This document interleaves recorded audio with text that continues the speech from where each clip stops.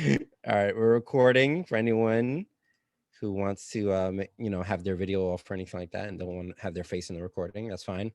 Um, so first PTA meeting of the 2021 year. Um, it still feels like the same stuff, but it's a new year, so we got some new planning to do. For those who don't know me, my name is Sean. I'm the current PTA president. Also joined in the meeting by Marina, who's the vice president. Then we have Brenda, who is our secretary.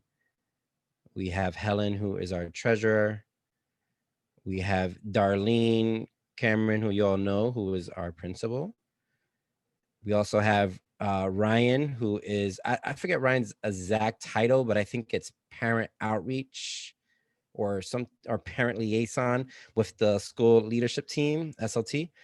So those are some of our guests tonight.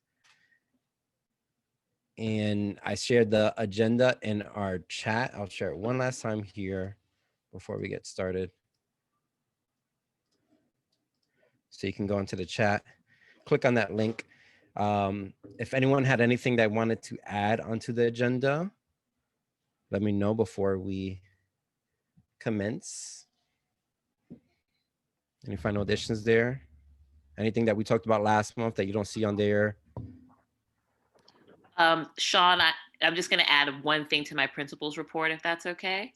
I just want to talk about the school's response to last week's riot at the Capitol. Perfect. Put that in there. And for all those that just joined, if they could write their name in the chat box as well to formally take attendance. Yep, for sure. Thanks, Brenda. All right, cool. So we'll get into it. We won't do a round of introductions because we have our core folks on right now. So we'll just get straight into the agenda. So first thing what we're going to go into is our principals report from Darlene and hear about things that are happening at the school. So Darlene, go ahead and take that portion. Right. Hi, everybody. Happy Thursday. So I wanted to talk about one of the last town hall meetings we had. We talked about our wanting to offer two opportunities to families to opt into blended learning. Unfortunately, because of some of the changes that have been made throughout the Department of Education, especially the chancellor's last decision in November to take away all future options for opting in, we are not going to be able to offer two opportunities to opt in. We're only going to be able to offer one opportunity to opt into blended learning for the rest of the year. So we have been asking families to complete the learning preference survey again. Even if they've completed it before in November, we're asking for all families to complete it again so that we can get a sense of how many families want to return for in-person learning. We're hoping that our numbers and our staffing and our spacing will be such that we'll be able to provide more in-person learning. Our goal is to provide 5 days of in-person learning starting on February 1st. We will be limited in terms of capacity because there are still protocols around safety and health. We'll be limited in the number of students we can have in each classroom, but we are really excited to be able to offer families one more opportunity because we did not think it was fair to just say that, November was the last time and there was no other option. And so while it may be disappointing for those families who wanted to come back later in the year, we will still, take a look at individual cases, especially when we think about our students with IEPs, our students in temporary housing, and our students who've had really, really difficulty engaging in remote learning or even having access to Wi-Fi. On those individual cases and where we have space and it's safe and healthy, we will, welcome individual people back on an individual basis. But in terms of a school-wide opt-in, this is really going to be the last opportunity. And so we're asking everyone to fill out the survey to tell us what they would prefer, if they would love to have their child come back to in-person learning. We're asking that everyone fill that survey out, whether or not you want to stay remote or do blended. So we're really looking forward to the opportunity to providing more in-person learning. If we have a lot of families that say they want to return, then we may be limited in our spacing and our capacity. And we may have to go back to the cohort model, which we were doing in the beginning of the year, which was the AB model, where students came 2 days a week and did alternating Mondays. And so we will see what happens after we get all of our surveys back and we have a better sense of the numbers.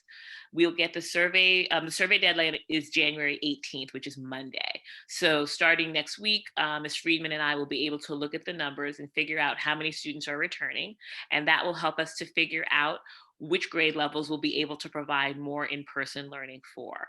And so right now, while everyone's getting 3 days of learning, our hope is that we can extend that and increase it to 4 days or even 5 days of learning, again, depending on the grade level and the amount of space that we have in the building to ensure that we're maintaining all of our health and safety COVID protocols.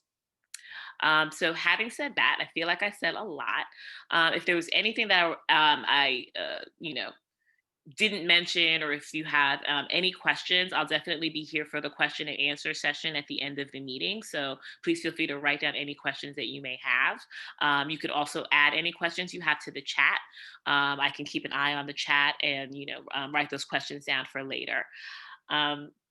The other thing I wanted to talk about was, last week, our country suffered quite a blow.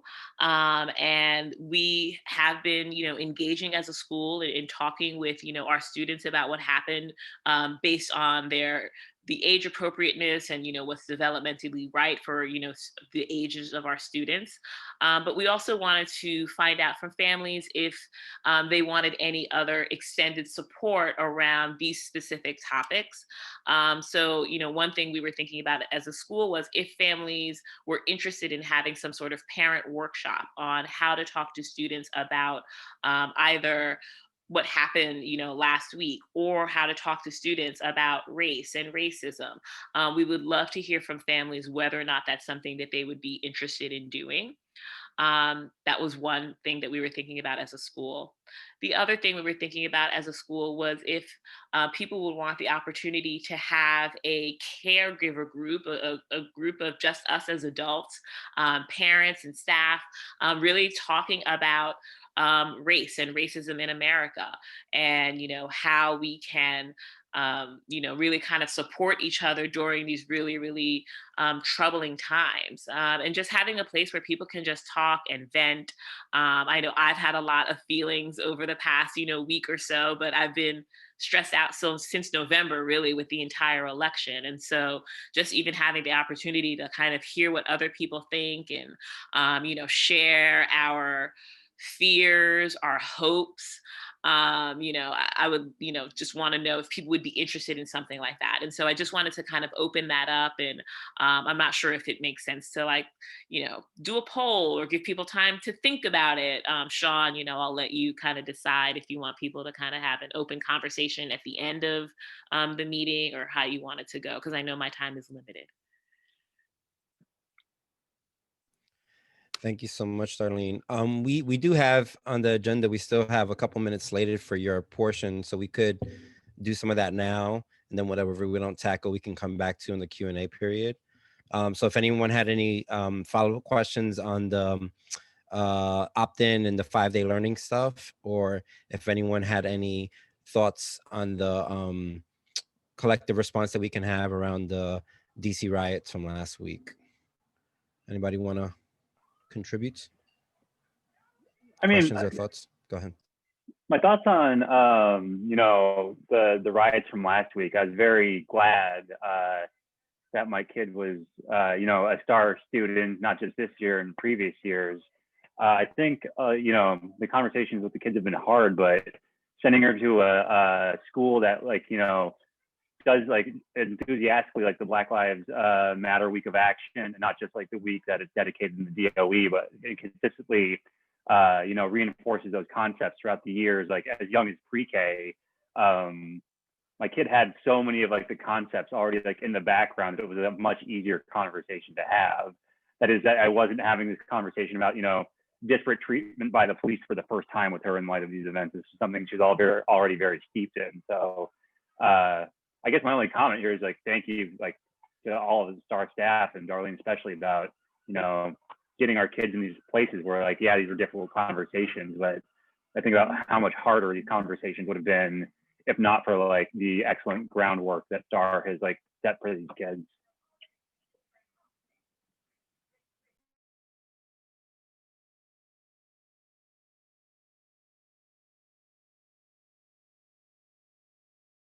Thank you so much. I really appreciate that, Ryan.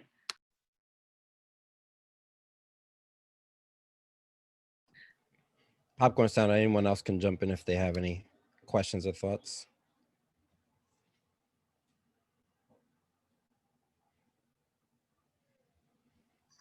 Yeah, I had one.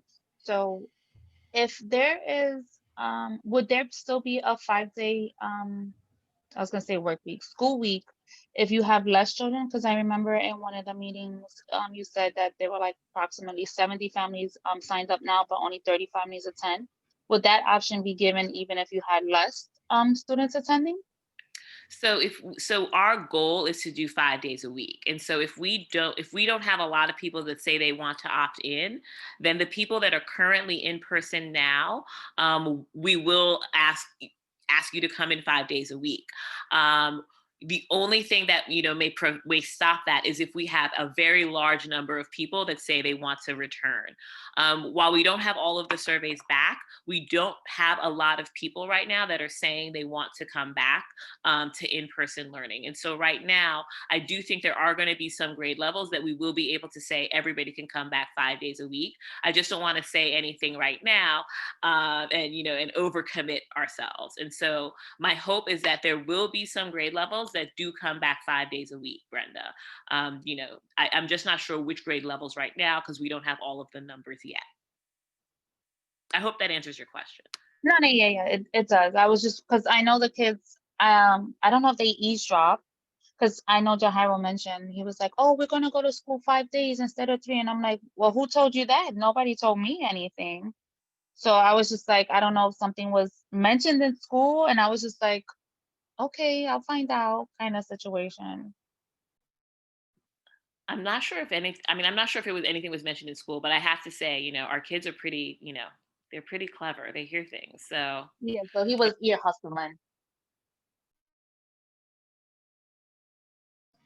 Yeah, the only thing I had on the response stuff was, I think the great opportunity that we have with these kind of things is always we can use these opportunities to talk about what democratic practices look like.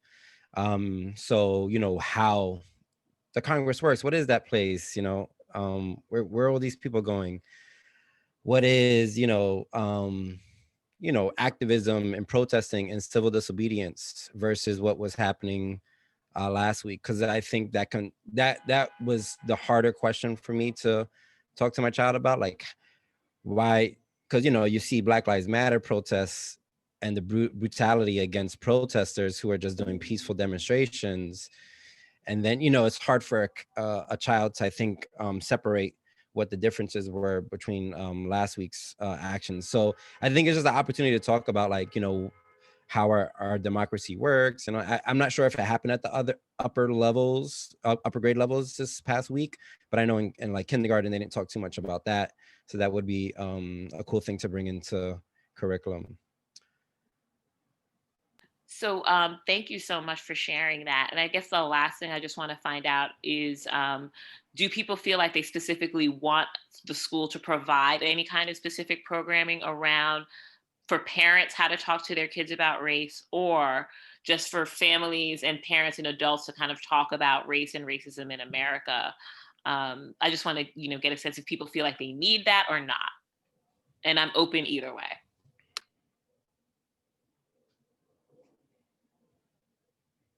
Well, I know we had some workshops last year around equity and race that were really helpful, and people wanted more of that.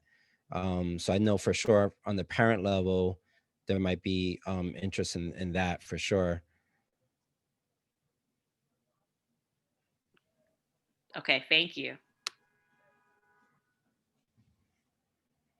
All right, cool. All right, and we'll have some time at the end too to do some more questions, answer, comment stuff. So if you have anything you want to contribute, you can do it at that point as well. We'll move on in the agenda. Thank you, Darlene.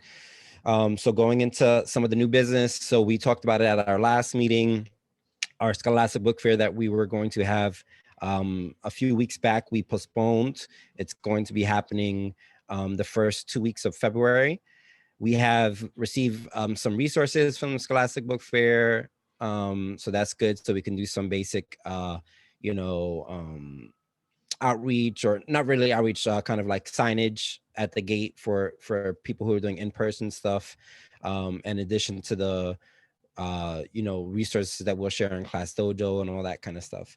The biggest thing with the Scholastic Book Fair is getting a small team around that effort to support it during the 2 weeks. So basically, it starts on February 1st. It's an online thing. It goes until February 14th. So we need like a team who can, create a plan of outreach. Oh, how many posts are we going to put on Dojo? Who's going to put the post on Dojo? Are we going to do like a virtual tour that we talked about? Maybe getting support from Darlene on that. So just like a team that can come together for at least one meeting, maybe even two short meetings, like little 30-minute check-ins over the next week or two to kind of organize for it. And then also to, if they're able to do some small volunteering during the actual process, we'll of course have PTA board members who are supporting that team and on that team. But definitely, if all these things, we're already at capacity for a lot of our efforts. So if we can get other parents who are interested, I know not last meeting when we talked about, but the first time we talked about it, a couple folks expressed interest. But if you are interested in helping organize the Scholastic Book Fair and being on that committee, you can just drop it in the chat, say that you're interested, and put your email as well. So when Brenda and I follow up with you, we have an email to follow up with if we don't already have it for you. But anyone have any questions about the book fair, thoughts on how you think it might be successful? What can we do to make it exciting for the kids?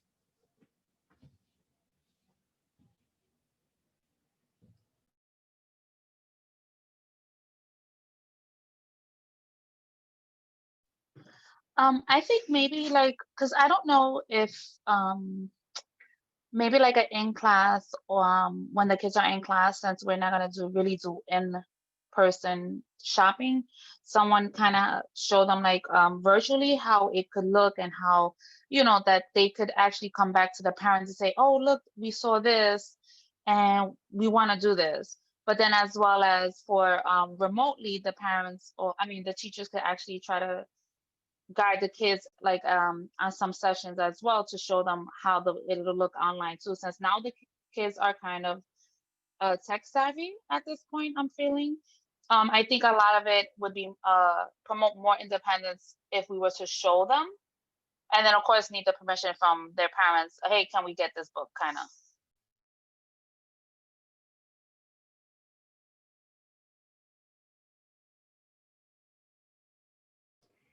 Yep, awesome. So yeah, so and the virtual tour that Darlene said in the chat that she's still down to help with, we could have that as a recording that is easy for parents to find. So when the kids do go back to their parents and say, hey, the book fair started, there's an easy tour for them to interact with and all that kind of stuff with a familiar face, having Darlene's face there so that parents feel comfortable with the process. I think that the hardest obstacle with this kind of stuff is that we're not able to see parents every day. It's different when you have that everyday contact and you can make appeals to parents and build excitement that way. So that's the thing I think that I'm always like, oh, how do we engage parents further? Not overwhelming them with Class Dojo posts, but still reaching people. definitely through the kids, I think it's helpful. I also think maybe like we can appeal to the teachers. I don't know what kind of support they could give, maybe like at some of their morning meetings, just reminding kids and their families that the book fair is happening, stuff like that.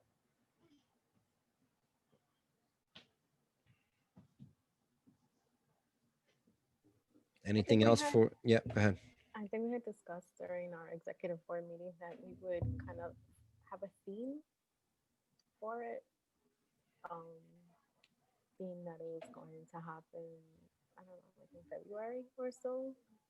So Oh, right, we said like love to read, love of February, the month of love. love of community, school Yes, community, unity, and those type of things. I think that that would be good. Um, yes. yeah, and the teachers, like if they, I know if with Yasmin, if her teacher just presented like, oh, let's watch this tour, you can go and actually find books, and the books will be delivered to your house. Like that's something to get excited over.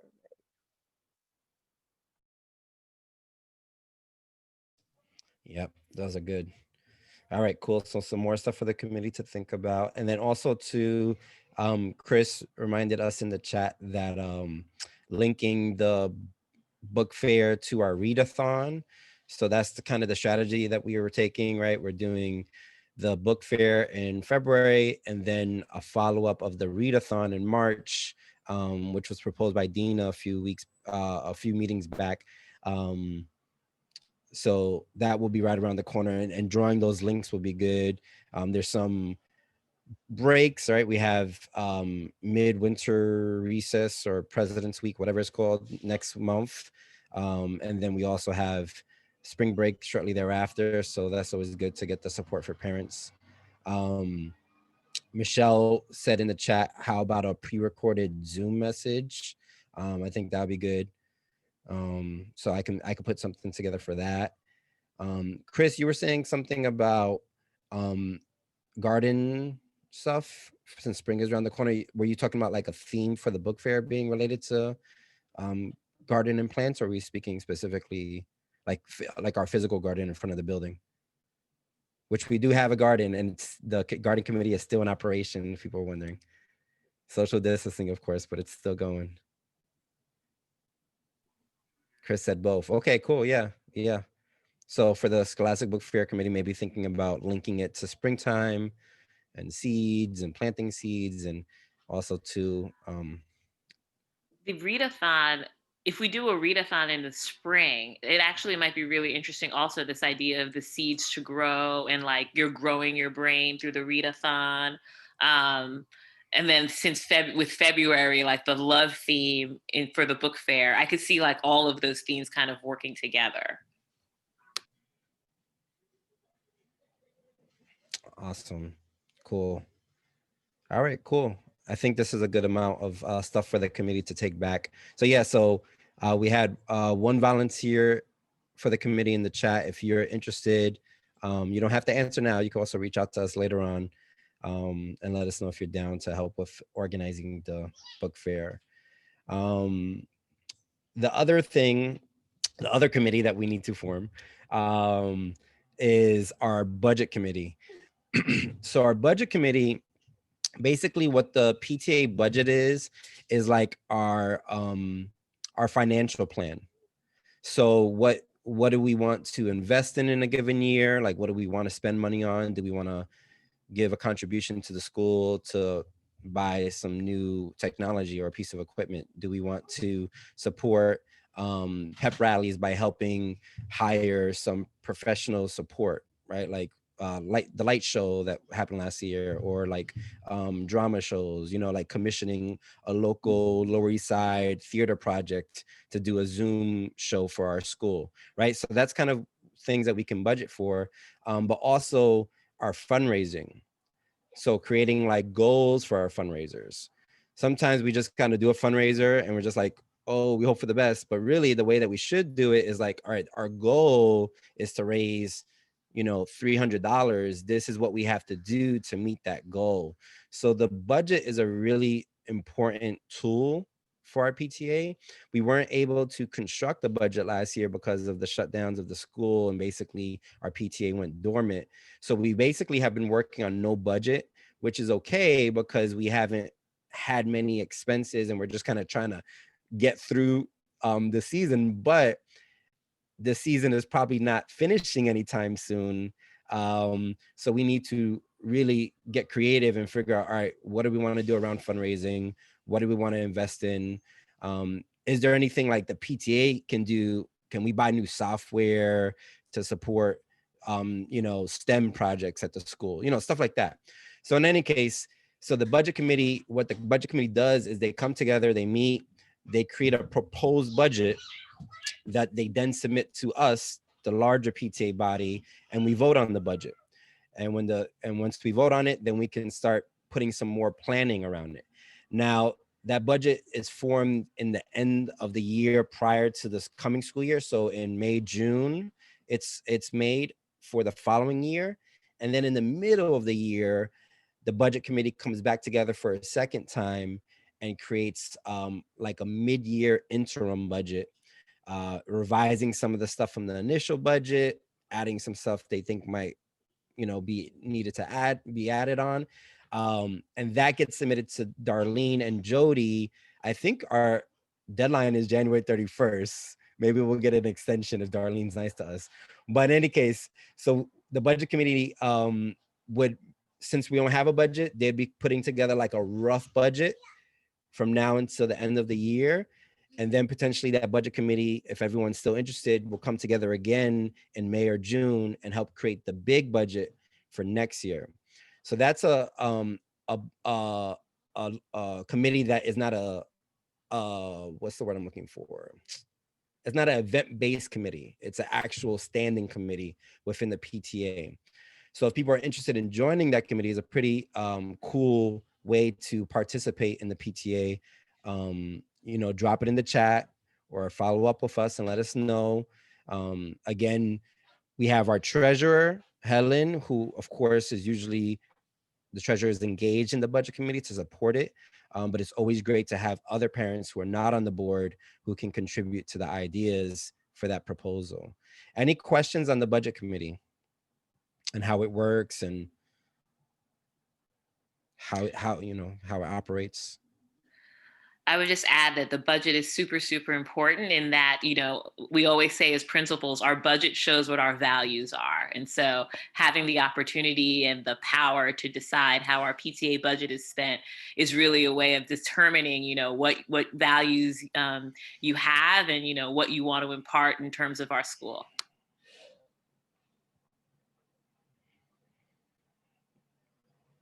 And definitely if you're someone who is very interested in fundraising and having more insight in how we construct fundraisers, the budget committee helps with, with that formation of ideas.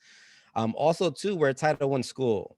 So budgeting is even more important for us because we don't have a big budget. We don't have a big budget as a school, right? Like we don't get tons of support as a school. I mean, we get a little bit extra Title I support, but then also too, our parents pulling our resources together, we want to make sure that we're investing those funds correctly because they hold more value for us as a Title I school, right? Like there might be a real affluent school in District 1 that they got like $250,000 in the bank.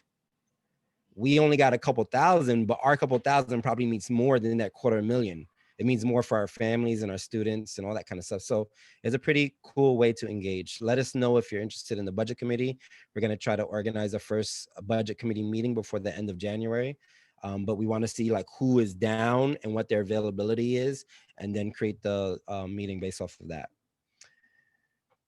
All right, cool. So the other thing we got going on is one of the board members made a proposal, or maybe it was Darlene that made a proposal at the board meeting for a movie night. We've done movie nights in the past. Of course, we haven't done them since last year. Some of us have organized movie showings with our friends, like in our little circles.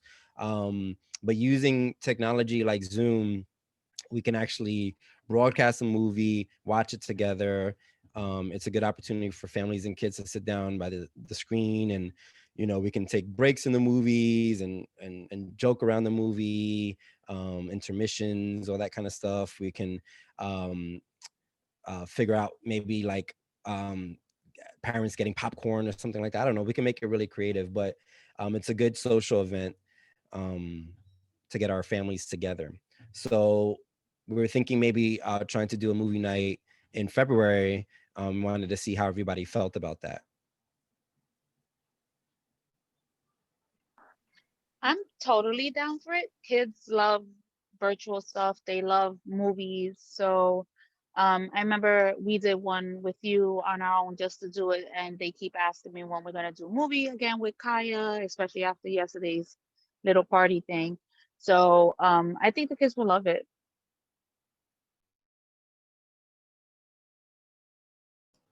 All right, cool. Yeah, Chris said totally down in the chat. Ryan said definitely. So seems like there's some good enthusiasm around it.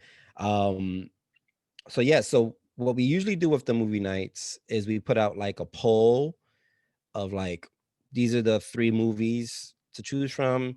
Parents reply, and then that's the movie we go with. Is a good way to kind of also do outreach for the movie night, because if you send out a poll, people are like, oh, movie night's coming up, and then they vote for it and all that kind of stuff. So yeah, we can put together a poll. We have our little poll app that we utilize. um, so we'll put together a poll. Anybody have any ideas of movies that they think would be cool? We don't have to spend too much time on it, but if anyone has any ideas. I have so many, so I don't know if you would want them in the list, but off the top of my head, the movie Onward, we had Cruise to New Age, and I'm trying to think what other movie we came out that just we recently saw. But I mean, we could just ask also the kids. Yes, Over the Moon. That was another one that the kids decided they wanted to see, as well as Soul. Nice. So some good suggestions coming in the chat there to work with. And I have a Disney Plus account and can stream all that stuff, so we could definitely make that happen. I don't know what the legalities are, but we gotta make it happen, right? All right, cool. Yeah, go ahead. A movie we could watch. We could also watch Troll Hunters. Troll So Hunters. I like Yeah, Troll Hunters. Yeah. Really good yeah. movie. I love the idea about Over the Moon. Girl, I That was great. I thought it she was Yeah. very watched it good. already. Yeah, I think the movie night is wonderful, and we should even put it into the PTA budget. Yeah. Because it's winners. Even when the pandemic is not here, and we went to another. We lost you there, Jenny. Froze up on us. Let's see if she comes back. Looks like she froze on us. But yeah, our movie nights have historically been one of our best fundraisers. So we were doing like a bi-monthly movie night, and it brought in a good amount of money. Now this wouldn't be a fundraiser per se. I mean, we could put a appeal out for parents to make donations or whatever if we wanted to. I don't think that's the goal of this at this point. Is more so to have the social events. There you go. You're back, Jenny.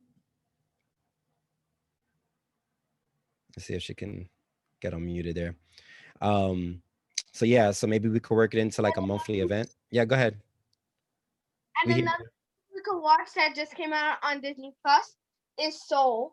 Yeah, so Chris was saying that in the chat. So it was really That good. one is so good. So good. All right, cool. All right, so we got a nice list. Thank you so much. So we'll also put out a proposed date.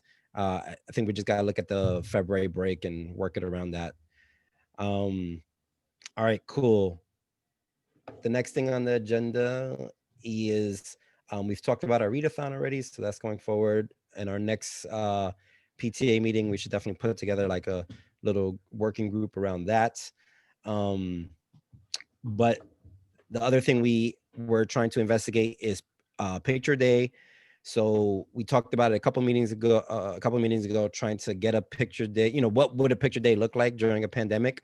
And so we've been trying to do some research on some different ways to do it. Brenda, did you ever hear back after that initial reach out to that company? Yeah, so she reached out to me. She asked me a couple of questions about the school, what grades we cater to, what we would want, as well as I think where we were located. So basically we saw we serve pre-K through 5, and we want individual class and as well as possibly graduation pictures. I don't know if graduation pictures would happen now or later in the year, so I just do that in as just an all like let me just check the boxes and instead of leaving anything empty.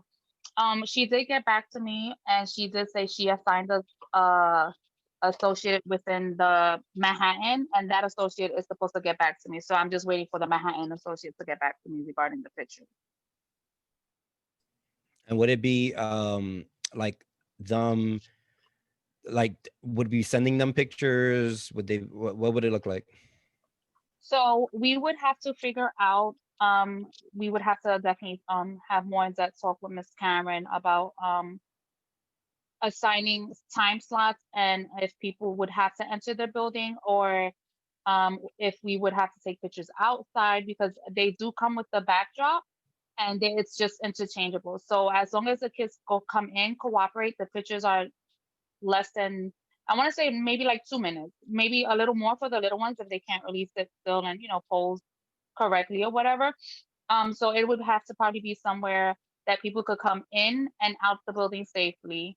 Um, and if not, I can ask if there's a possibility so that families can receive, if they wanted to do a headshot and then incorporate the headshots into as well as the class pictures. I have 9%. And Yeah, for Brenda, sure. the Yeah. way they did it before was they took the individual picture of the kids and then they put them all together in a composite picture, right? And so Mm. it's still socially distant, it's still safe. It's a Yeah. composite class picture. And so people that were doing remote learning were able to come to the school, or is that right? Okay. So Yeah. people who, okay. So we would have that's what I said. My site did it that all the on-site went first because they took the class number, the class teachers and stuff like that, so they know who went to what class. And then we gave other families staggered schedules to come in. So let's just say, I apologize for the barking. Let's just say first grade will just all be at let's just say 9:30. So depending on how many families, we could give them a 10-minute um what do you get breakthrough for them to come and take their pictures, and then the next family, one second, mommy, the next family will come in 10 minutes after that. So it just so I don't know, we could do it in one day because I know they gave us like a 9 to 2 p.m. schedule. So this is like more we would have to talk because my site doesn't serve as many as our school does. So it was just more questions, which are really good that I could just hold on to. So when the representative does reach out to me, I could discuss that in person. Yeah, for sure. I mean, in my mind, a multi-day thing would probably have to happen because we have a bigger school population. Also, too, maybe like a March, April thing so that we can do it outside and utilize some of the outdoor space, which is right around the corner. I mean, March and April are right around the corner. So it's not like we're pushing it back far, but that would definitely be good for like the graduation pictures and all that kind of stuff. So yeah, so Brenda will keep doing research on that and give us some more info at the next meeting, and we can figure out a course of action from there. Um, cool. Next thing we have on the agenda is our treasurer's report. Um, so we talked that last meeting that we haven't really been putting a formal report together because it's literally just changed the date and share the same document because there's no money coming in or out. But we did have some, we were working on taxes and stuff like that. Helen, have you got any report on all that? Yeah, sure. So the taxes have been filed with the IRS. So that's the federal. The state is a different situation. The state requires a signature by two organization officers, and the people that they have registered now, I don't recognize any of them. Like I don't know who they are. Aside from Jenny, but then I guess previous officers and presidents and so forth. So just have to get that changed. Um, with the IRS, there was no issue. It just accepted it. But with the state, it was just that it has requires two signatures. And I try to add my name and it just wasn't happening. So, but the IRS is done, and the federal's done. The state will just take a little bit more time.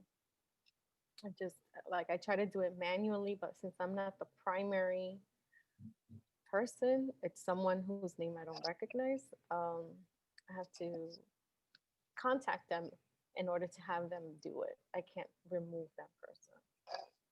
So do you have any questions, Darlene? I mean, Miss Cameron.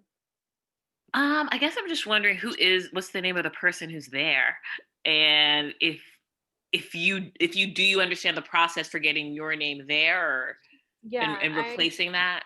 I do. And these are people who held positions years ago. Okay. Okay. Like, because I've seen them in some of the documents that we have in the drive, but um, this is going back a few, and it's like four different names. I don't recognize any of them other than Jenny.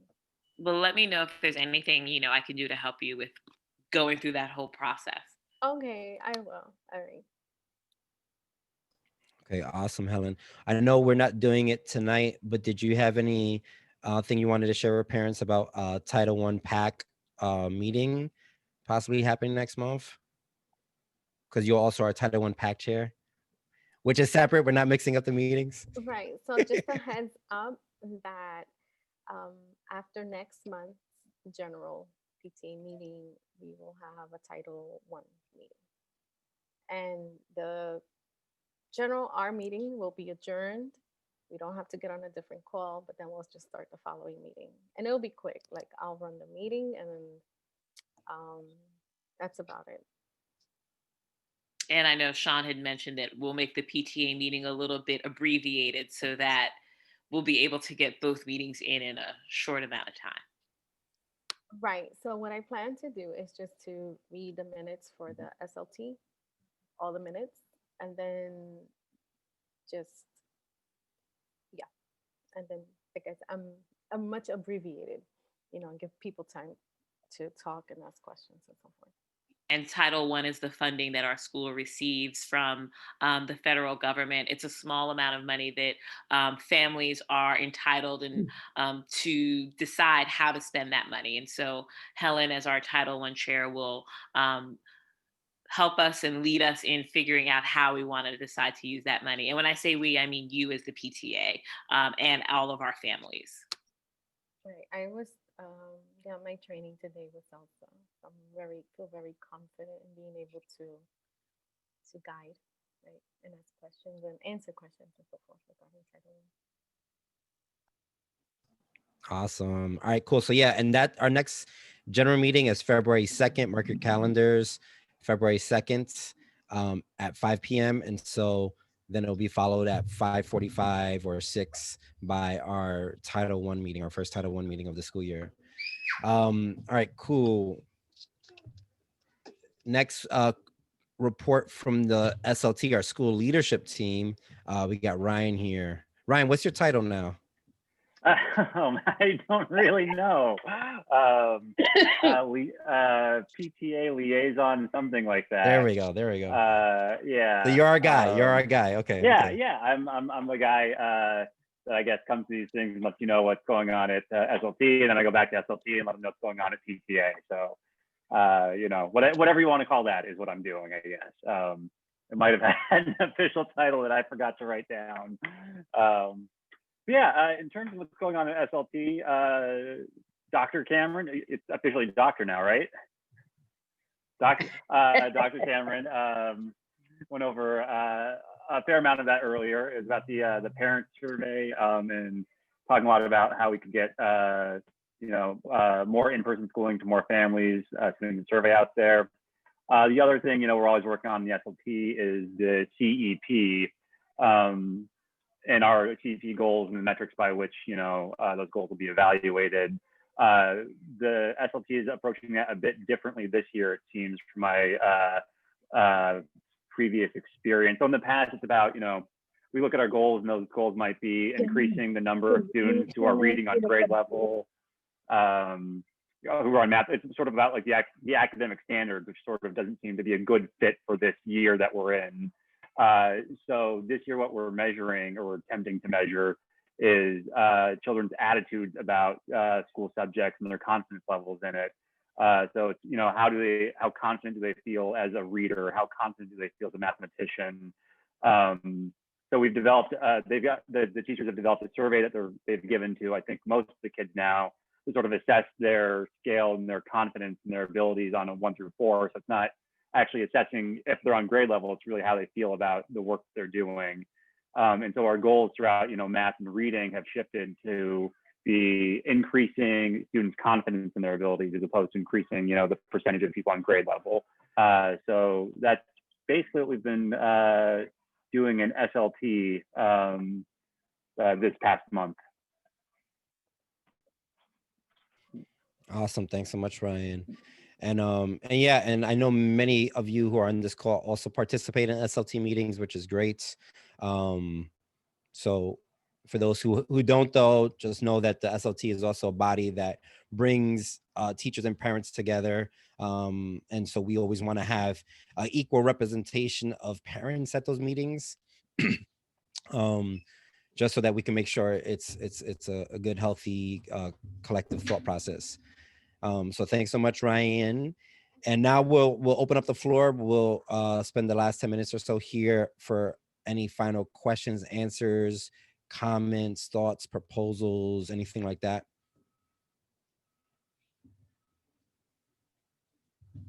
Ms. Cameron, I just have one question. Right now, how many students are in the entire building?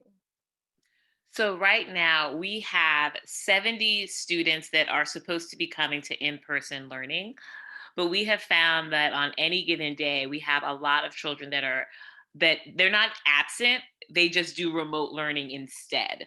And so on any given day, we may have 40 children to 50 children in the building. We've never had that full capacity of 70 children yet, but all of those families are coming inconsistently. And so one of the things we're really looking at right now is really reaching out to those families who have not been that consistent. So families who have been coming maybe 1 or 2 days a week, to really ask them if they really want to just think about remote learning so that we can make room for other families that really do want in-person learning and will be consistent with coming in every day.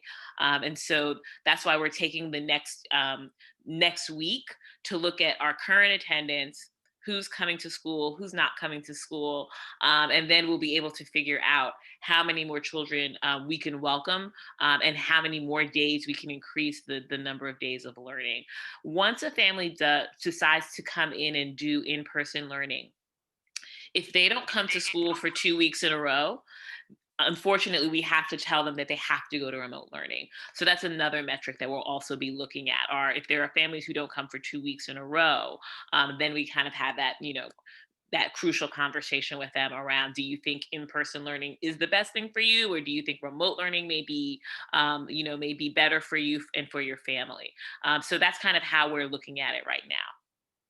So prior to the pandemic, what was the average number of students in the building? I don't think I ever knew that. Oh, around 220 students. And then our numbers decrease a little bit because because of the in-person learning and the 2 days schedule. And so we lost around 20 kids. And so right now our current enrollment is around 200. And so we have more students who are fully remote than in person. For in-person parents, I know some people were asking about after school and how it worked. Can you give us some insight on that? Sure. So the hours for after school are a little bit different since our school hours are different. So they're working from 2 to 5. And so you have to apply for after school. And that's part of the learning preference survey. So if families who decide they want in-person learning complete the learning preference survey, there is a link to the after school application. And then you would just fill out the after school application. They do have space in all grade levels right now. And so we would be able to accommodate most requests for after school right now. And that's for kindergarten through 5th grade. Unfortunately, we don't have any after school for pre-K right now. And what are the hours? Like, what if you still start at 8:05 to 2 p.m. or? So school starts at 8:30. We open the gates at 8:15 in case families want to drop off their child a little bit earlier. We ask for the health screening survey to be shown to us either on a cell phone or a device. Sometimes families have to fill it out on paper, which is absolutely fine. And then you're able to come in at 8:15. School officially starts at 8:30, so that's when children will start to go inside. Our pre-K to 2nd grade go inside during arrival. Our 3rd, 4th, and 5th grade line up outside to ensure health and safety protocols. The school day ends at 2 o'clock. And then from 2 to 2:20, all teachers have parent outreach time. And so you can schedule time to meet with teachers, or, they may have opportunities to talk with families, have parent teacher conferences, you know, again, a time to engage with families. That's Monday through Friday from 2 to 2:20.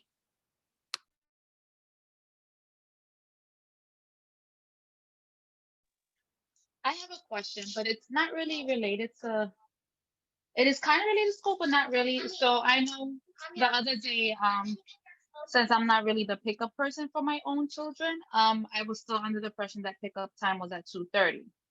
So casually strolling down the block, it's 2:20. I'm on time, no problem. I get the phone call that I am late, that it's 2 o'clock. So I'm like, oh my God.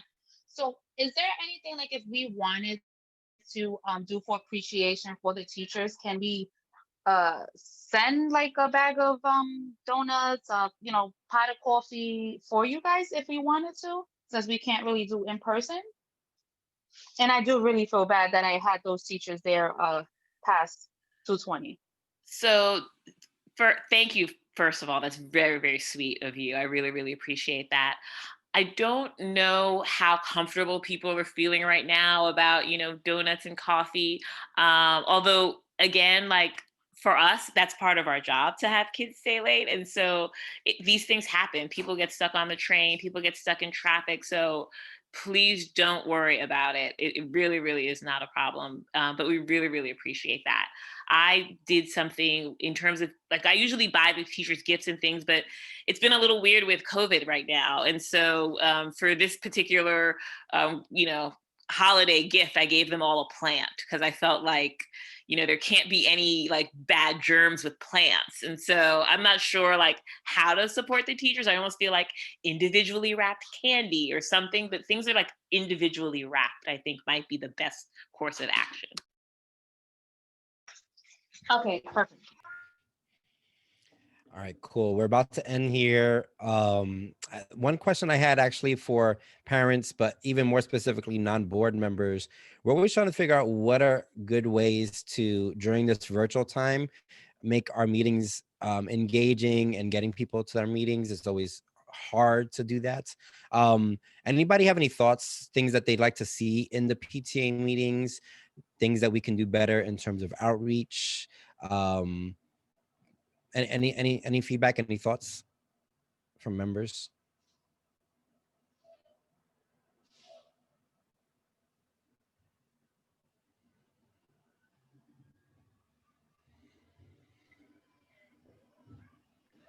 I wonder if it would be useful, maybe like sending a note home with the in-person kids, right? Like I know when the PTA meetings are, because I get the emails from you. I check Dojo pretty frequently, but the Dojo messages sort of like disappear down the feed pretty quickly. So maybe like the week of having the teachers blast out something, putting something in the folders for the take-home, folders for the in-person kids, having the remote teachers like talk about it on one of the calls, something like that.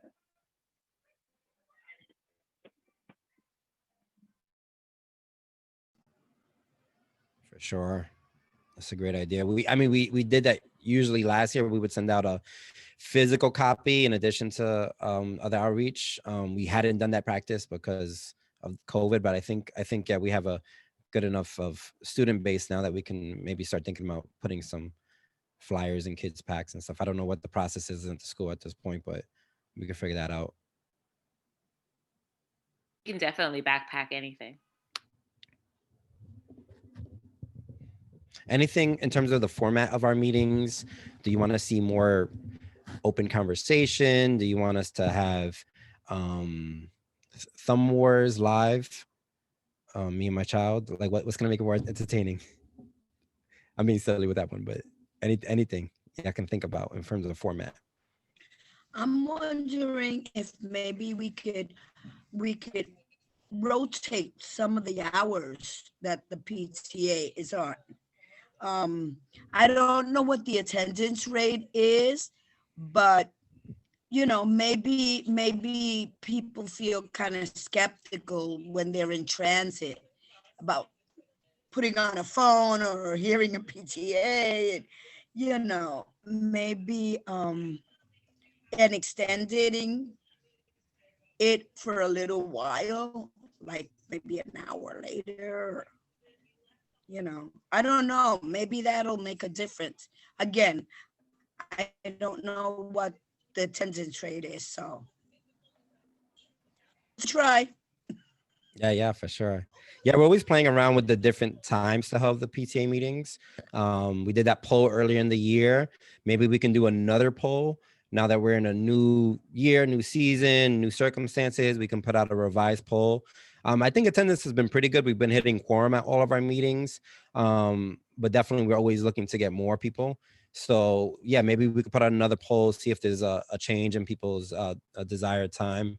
And then there was also talks about doing like possibly 2 meetings, one in the evening, one during the daytime. The only issue with that is that we can, if we ever have to vote on something, it can only be at one meeting that we can vote on something. But we could do like a secondary check-in meeting at a different time slot. So it could be like updating people on what happened at the main meeting and getting any feedback that people want to contribute back to the main meeting if they want that live face-to-face. So that could be an option too. So maybe we'll put out a poll, and whatever the number 1 choice is and number 2 choices are, we can revisit our meeting times. Cool. I Thanks have so a much, question Jenny. for Ryan. Yep. Ryan, hi. Yeah. Nice. Approximately how many parents participate in the SLT meetings? In the SLT meeting, we have a pretty good turnout. I know there are, let's see if I'm remembering this correctly, 6 official parent members, I think.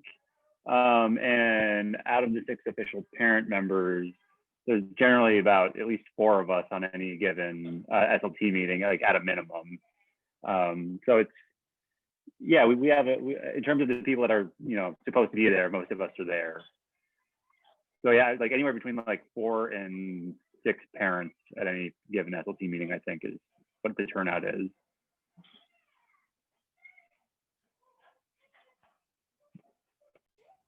Okay, awesome. All right, cool. So I think if there's nothing else, we'll adjourn the meeting there. 6:03 for the kids. And yeah, and we're gonna be putting together our scholastic book fair committee. They'll be meeting before the end of the month, and also our budget committee will be meeting before the end of the month.